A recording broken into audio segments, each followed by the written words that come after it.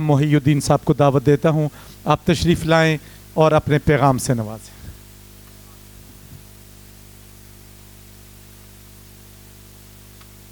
نحمد و نصلی و نسلم علی رسول کریم، الصلاۃ والسلام علیکہ یا رسول اللہ، الصلاۃ والسلام علیکہ یا حبیب اللہ۔ Alhamdulillah, respectable ulamas, great scholars. I'm just a student of a great scholar, Abdul Wahab Siddiqui rahmatullah alayhi. So I'm just going to say a few words, and I'm honored that I'm allowed to say a few words in this beautiful urs of Sayyidina Abu Bakr Siddiq radiyallahu ta'ala anhu. And we were honored also that the Shaykh came to Holland, and we had the beautiful urs of Sayyidina Abu Bakr Siddiq radiyallahu. We still remember, the people are still talking about the urs and about Qibla Sahib in Holland. Alhamdulillah, may Allah bless them and give them many, many blessings, and they always come to Holland, inshallah, every year for this beautiful day. Alhamdulillah, we are blessed. It is a beautiful urs. I just came to say a few words, actually to thank Qibla Sahib that I can be here in this beautiful majma.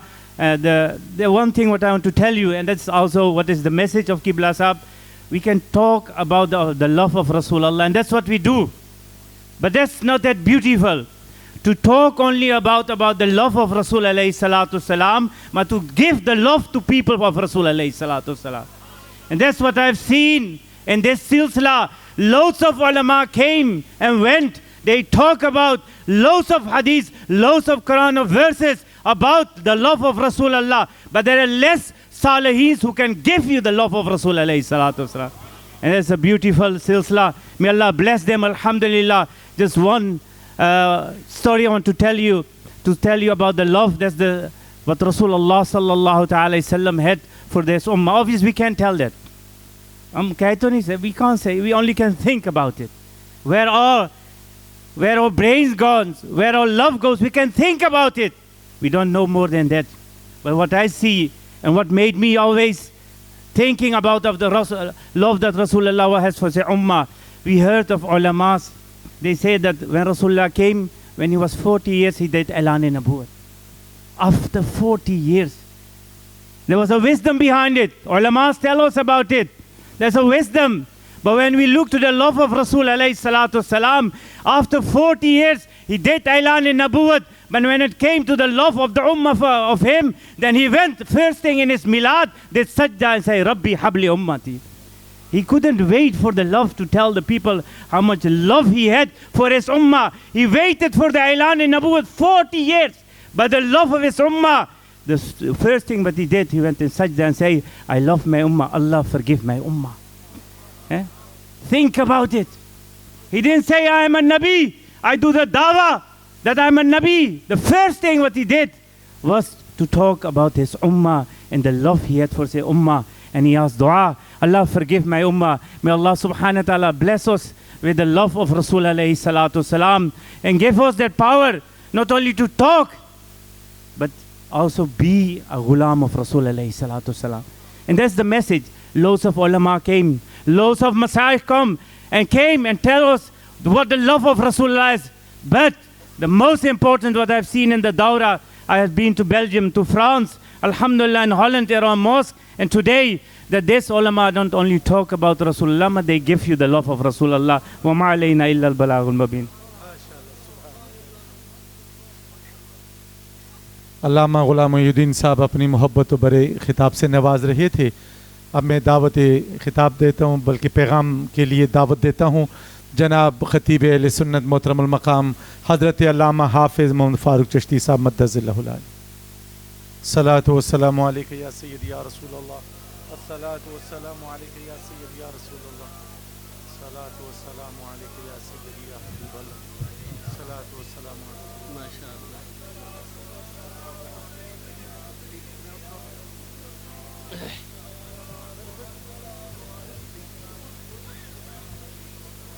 نحمده ونصلي ونسلم على رسوله الكريم وعلى آله وأصحابه أجمعين.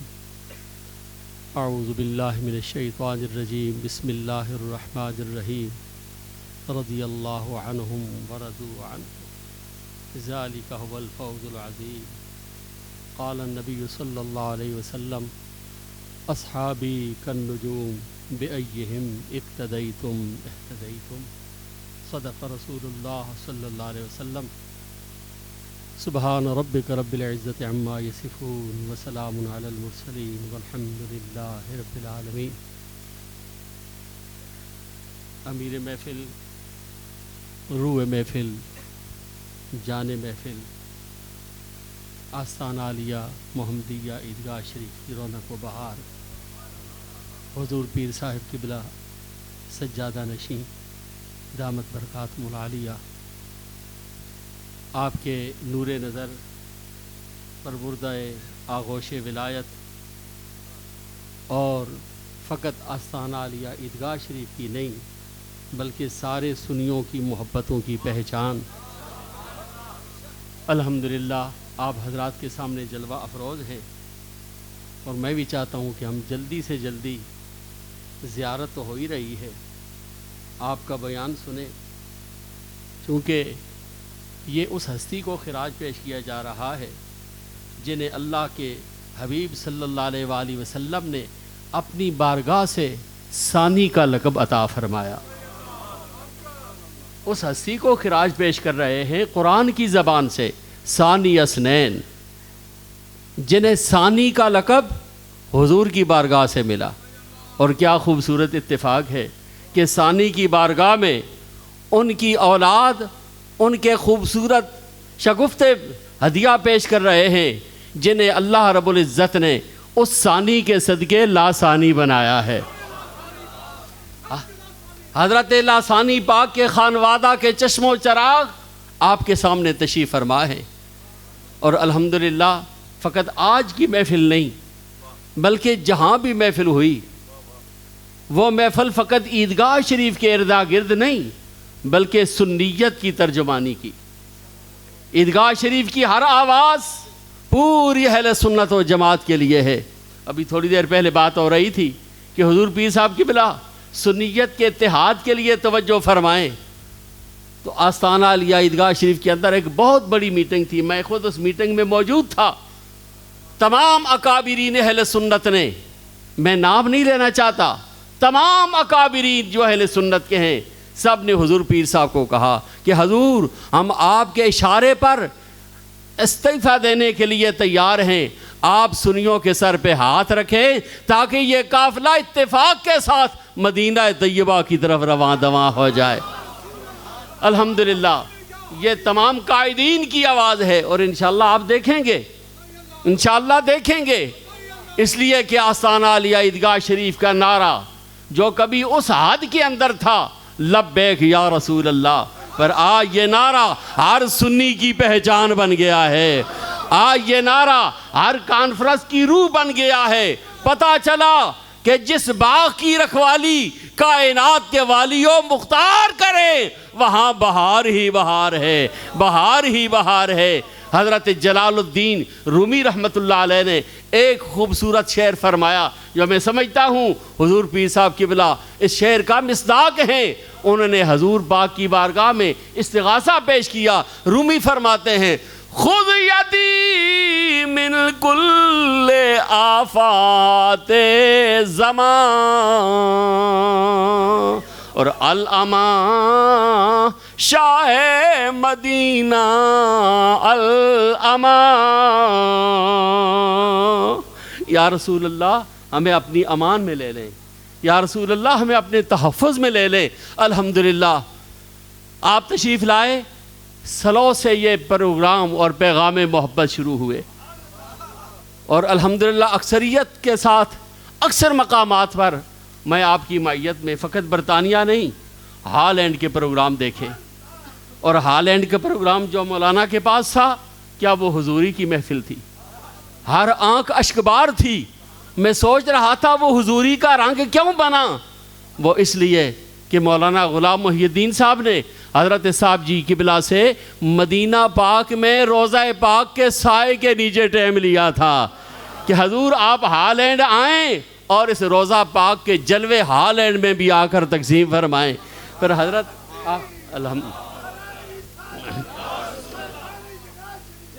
Holland کے اندر، بیلجیم کے اندر، پیرس کے اندر ایسے ایسے پروگرام ہوئے کہ میں حیران ہوں کہ الحمدللہ کیا بہار تھی، کیا رنگ تھا، کیا کیفیتیں تھیں۔ پتہ چلا جسے میرے آقا نوازیں تو جب وہ غار میں نواز سکتے ہیں تو سرے بازار کیوں نہیں نواز سکتے؟ یہ میرے آقا کی ساری کریمی ہے، جہاں پر بھی جاتے ہیں الحمدللہ بہار ہی بہار ہے۔ اہل سنت کا وقار ہی وقار ہے۔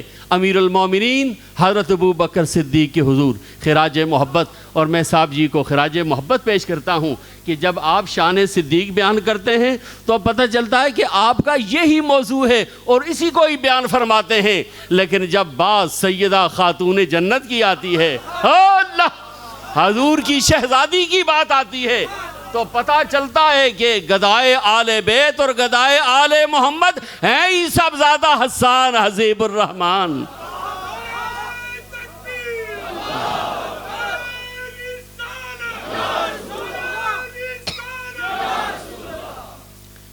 رسول اللہ صلی اللہ علیہ وسلم نے فرمایا اصحابی کن نجوم، میرا ایک ایک صحابی، اللہ اکبر، یہ ہدایت اور رشد کا مینار ہے۔ سبحان اللہ، اصحابی کن نجوم، میرے صحابی ستاروں کی طرح ہے۔ حضور پیر صاحب تشریف فرما ہے، مقتدر علماء سادات اور یہاں کے خطیب محترم جلوہ افروز ہیں۔ میرے آقا نے صحابی کو ستارے سے تشبیہ دی، چاند سے کیوں نہیں دی؟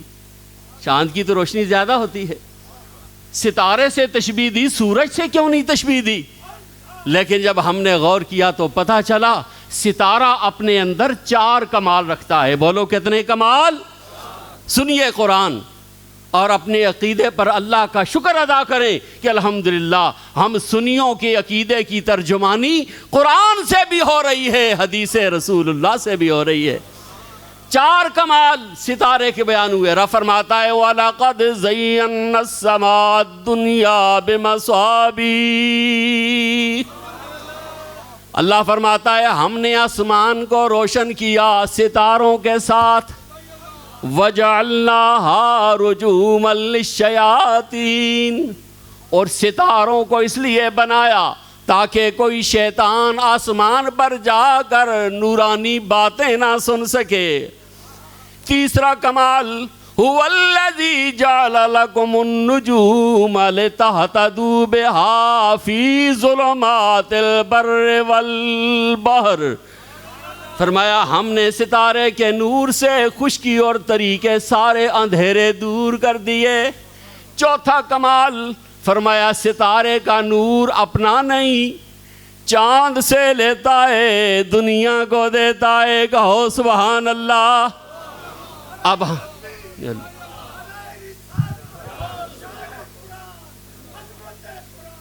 بابا مصری خان تواڈے سارے نعرے اتھے واسے رکے ہونے چاہیے۔ صاحب جی تشریف لے آن تے ایسے نعرے لاؤ جے پتہ چلا کوئی صاحب جی دا پورے دے پورے سفر دا ساتھی ہے۔ ساتھیوں سمجھو اللہ نے ستارے کے 4 کمال۔ پہلا کمال آسمان کی زینت، دوسرا کمال آسمان پر شیاطین کا مقابلہ، تیسرا کمال ستارے کے نور سے زمین کے اندھیرے دور ہو جائیں، چوتھا کمال چاند سے لینا، دنیا کو دینا۔